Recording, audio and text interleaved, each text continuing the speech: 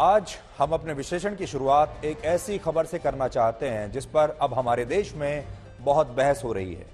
आपको याद होगा, पिछले दिनों गुजरात के खेड़ा में मुस्लिम समुदाय के लगभग 250 लोगों की एक उग्र भीड़ ने वहां पर एक गरबा कार्यक्रम के दौरान लोगों पर जबरदस्त पत्थर बरसाए थे। वो जो महिलाएं हैं और जो लोग हैं जो घायल हुए थे, इसमें उनके मानवाधिकार क्या कहते हैं और एक देश के नागरिक होने के नाते वो इस पूरे घटनाक्रम पर क्या कहते हैं, देश के लिए वो सुनना भी जरूरी है, क्योंकि हमारे देश में सभी को अभिव्यक्ति की आजादी है।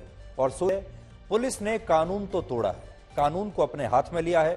सार्वजनिक रूप से इस तरह पिटाई पुलिस नहीं कर सकती, ये गैर कानूनी है। और अगर जांच की गई तो पुलिस वालों को दोषी ठहरा दिया जाएगा, पुलिस वालों की नौकरी भी जा सकती है, सस्पेंशन हो सकता है, कुछ भी हो सकता है, जेल में भी जा सकते हैं।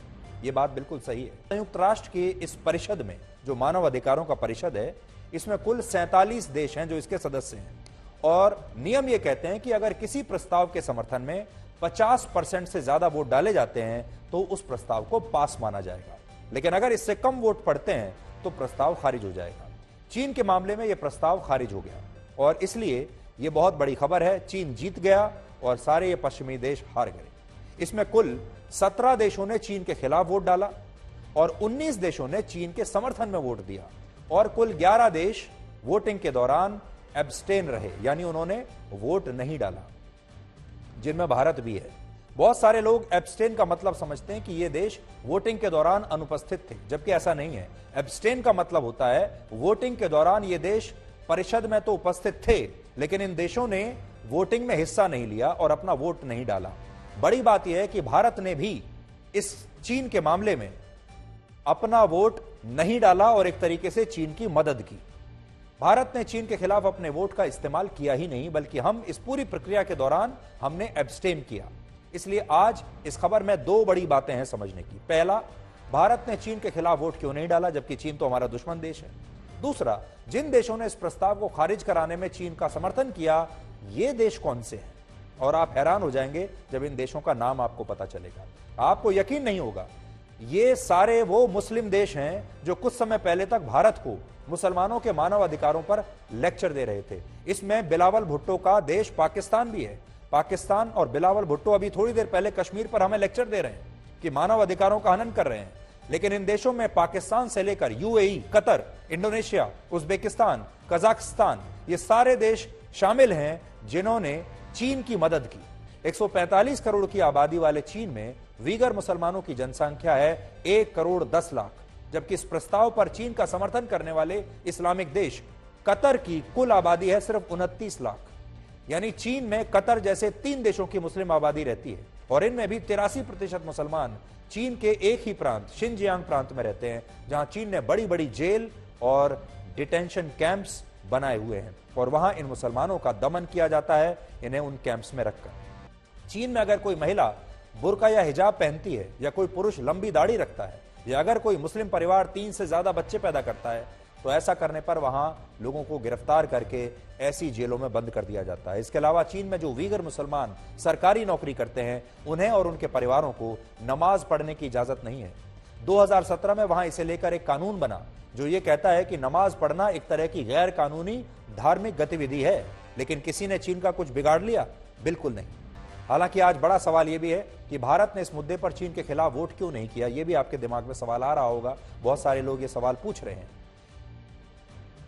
जब चीन हमारा दुश्मन देश है तो हमने उसके खिलाफ वोट क्यों नहीं दिया? इसके पीछे की वजह आपको बताते हैं। असल में भारत ने आज तक ऐसे सभी प्रस्तावों का विरोध किया है जो किसी एक देश पर केंद्रित होते हैं। जैसे यह प्रस्ताव भी चीन की घेराबंदी के लिए किया गया था और ऐसा करने वाले सारे पश्चिमी देश थे, जिसकी वजह से भारत ने खुद को इस वोटिंग से अलग रखा। इसके अलावा एक तथ्य यह भी है कि भारत ने हमेशा ही इस तरह के प्रस्तावों का विरोध किया है। यह हमारी विदेश नीति का हिस्सा है और यही नीति चीन भी अपनाता है। चीन ने भी कभी भी मानव अधिकारों या कश्मीर के मुद्दे पर संयुक्त राष्ट्र में भारत के खिलाफ वोट नहीं किया है। वर्ष 2018 में जब पहली बार संयुक्त राष्ट्र की ह्यूमन राइट्स काउंसिल में कश्मीर के मुद्दे पर एक रिपोर्ट पेश हुई और इसमें कहा गया कि कश्मीर में मुसलमानों के मानव अधिकारों का दमन हो रहा है, तब इस पर चीन का रुख काफी तटस्थ था। उस समय चीन ने न तो इस रिपोर्ट के पक्ष में कोई बात कही, न ही इसके खिलाफ बयान दिया। दरअसल ये जो मानव अधिकार, लोकतंत्र और संविधान जैसे मुद्दे हैं, इन मुद्दों पर पश्चिमी देश दुनिया के तमाम देशों से ज्यादा राजनीति करते हैं, जबकि चीन इन पर ना तो कभी कोई प्रस्ताव लाता है और ना ही उसका समर्थन करता है, क्योंकि चीन जानता है उसके देश में इन तीनों ही चीजों की स्थिति बहुत खराब है, वो इनसे दूर रहता है। लेकिन जब बात अर्थव्यवस्था की आती है, पैसे की आती है, तो इस मोर्चे पर चीन भारत की मुश्किलें बढ़ाने से कभी पीछे नहीं हटता, जिससे यह पता चलता है कि चीन के लिए अर्थव्यवस्था जरूरी है, लेकिन लोकतंत्र और मानव अधिकार जैसे मुद्दे उसके सिलेबस में हैं ही नहीं। और यही बात आज भारत के विदेश मंत्रालय ने भी कही है।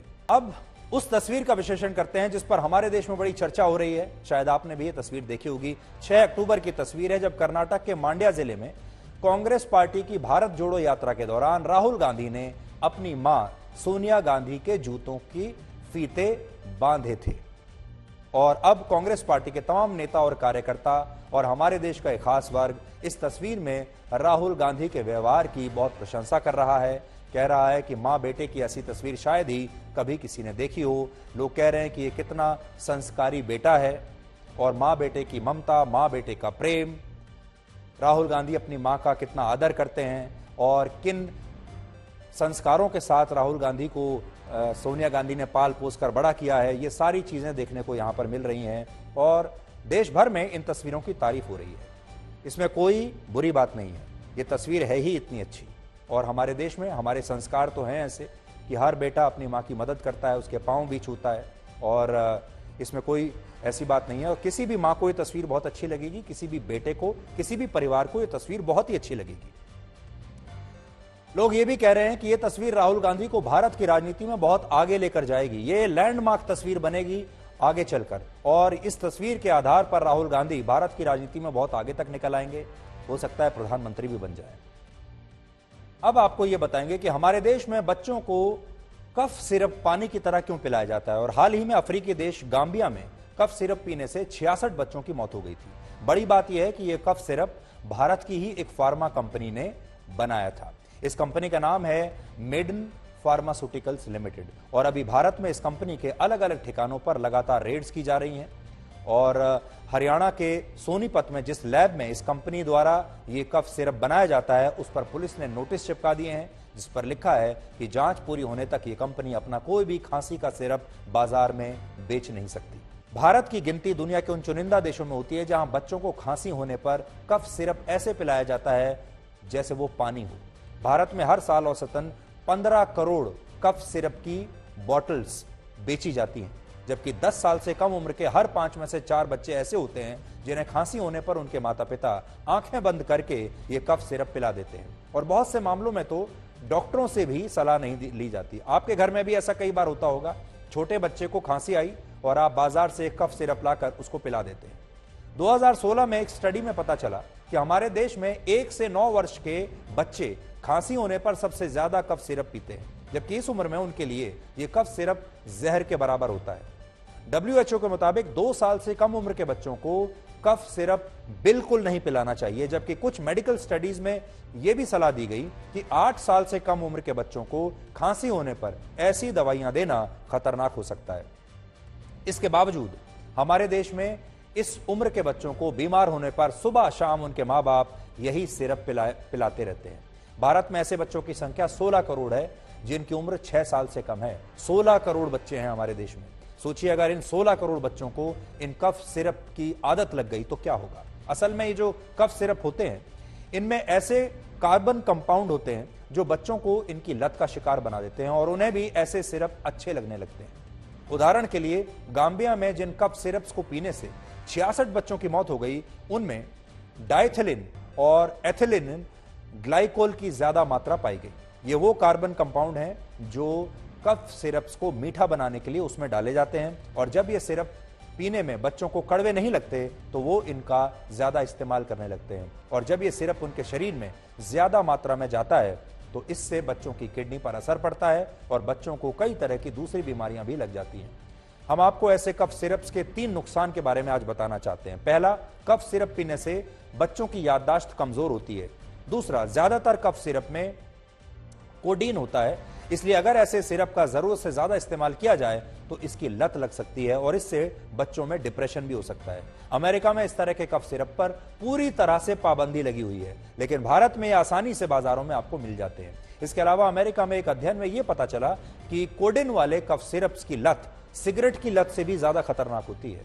तीसरी बात, जरूरत से ज्यादा ऐसी दवाइयां लेने से लंग इन्फेक्शन हो सकता है, किडनी फेल हो सकती है और ब्रेन डैमेज का भी खतरा होता है। इसलिए अगली बार जब आप अपने बच्चों को कोई कफ सिरप पिलाएं तो इन बातों का जरूर ध्यान रखें और सबसे बड़ी बात, डॉक्टर से इसकी सलाह जरूर लें।